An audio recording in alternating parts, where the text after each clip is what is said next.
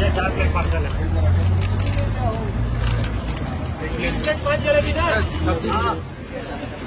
আসসালামু আলাইকুম এভরিওয়ান, নতুন আরও একটা ভিডিওতে স্বাগত জানাচ্ছি। আমি সোহান। আজকে বাংলাদেশের এমন জায়গায় আছি যেখানে কিনা একদম ছোট ছোট পুরি ভাজতেছেন। এখানকার পুরি অনেক মজাদার। আপনারা দেখতে পাচ্ছেন তেলের উপরে কিভাবে ভাজতেছে।